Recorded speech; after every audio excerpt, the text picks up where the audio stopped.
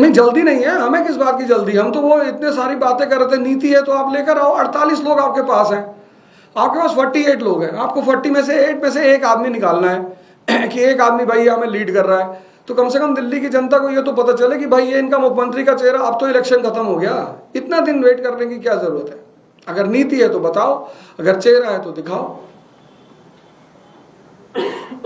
अवध जी, आप पहली बार इलेक्शन लड़े थे, आप अपनी पॉलिटिक्स जारी रखेंगे आगे भी और पढ़ाई भी जो कराते हैं बच्चों? मैं पहली बार इलेक्शन लड़ा और 4 फ्रंट पर मेरी उपलब्धियां रही। आज भारत में मेरे पास एक विधानसभा है जिसमें 46,000 लोगों ने मेरे ऊपर विश्वास जताया है। 46,000 लोगों ने मेरे ऊपर विश्वास जताया। 500 कार्यकर्ता मेरे साथ जुड़े हुए हैं। और सबसे बड़ी बात, जो कांग्रेस के हमारे उम्मीदवार थे वहां पे, जो एक बार विधायक रहे, 2 बार पार्षद रहे, उनकी जमानत जब्त हो गई। तो इतनी अच्छी शुरुआत करने के साथ अब राजनीति से पीछे जाने की कोई वजह नहीं है। तो एक नेता के रूप में मैं स्टैब्लिश हो चुका हूं। आने वाले इलेक्शंस में, आने वाले समय में उसे प्रूव करूंगा कि मुझे जनता कितना सहयोग और समर्थन दे रही है। ओझा साहब, एक नेता के रूप में आप स्टैब्लिश हो चुके हैं, आप सोच भी सकते हैं नेता के नजरिए से। आपको क्या लगता है भाजपा में उन 48 कैंडिडेट में से एक कैंडिडेट कौन होना चाहिए? देखिए, ऐसा है कि हर व्यक्ति को अपने घर की जिम्मेदारी लेनी चाहिए।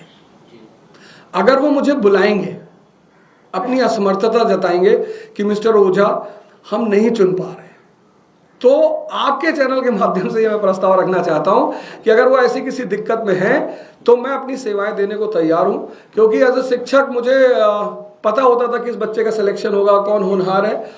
तो मैं ये कहना चाहूंगा कि अगर उनको मेरी सेवाओं की जरूरत है तो मैं उनके लिए उपलब्ध हूं। मैं बता सकता हूं आने वाले समय में कि वो क्या कर सकते हैं। यही बता दीजिए।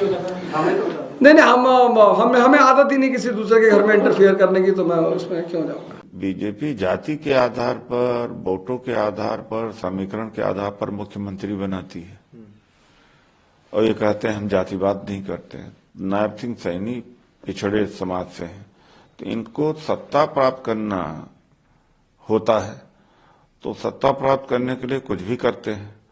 तो अनिल विज तो सीनियर है ही हैं और उनको इग्नोर किया। और भारतीय जनता पार्टी में एक परंपरा है, और ये परंपरा 2014 से बनी है कि जितने सीनियर प्रभावशाली हैं जिन्होंने पार्टी बनाए उनको निकाल बाहर करना।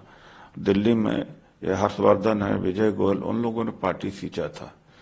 और हरियाणा में जिन लोगों ने पार्टी बनाई थी आज वो बाहर हो गए हैं। कैप्टन अभिमन्यु कहाँ है, और रामविलास शर्मा कहाँ है, जो भी वो थे। इसी तरह से उत्तर प्रदेश में, इसी तरह से पूरे देश में। तो अब अनिल विज के साथ में को सीनियर मोस्ट हैं, उनके साथ में जिस तरह से बर्ताव हो रहा है, तो कभी न कभी वो अंदर की बात निकल आती है। तो ना हक तो अनिल विज का ही था मुख्यमंत्री बनने का। तो ये बीजेपी योग्यता, सीनियरिटी नहीं देखती है, वो जो फिट हो जाए। जैसे भजनलाल शर्मा जो पहले बार एमएलए, कभी सोचा भी नहीं होगा, जिस आदमी को हिंदी बोलना नहीं आता उसको मुख्यमंत्री बना दिया। मोहनलाल यादव को शिवराज सिंह चौहान 8 लाख से ज्यादा वोटों से जीते, मोदी जी करीब 1.5 लाख वोट से ही जीत पाए। तो प्रधानमंत्री तो शिवराज चौहान को होना चाहिए, तो वो ज्यादा योग्य है, लेकिन उस आदमी को वहां से हटा करके केंद्र में लाए।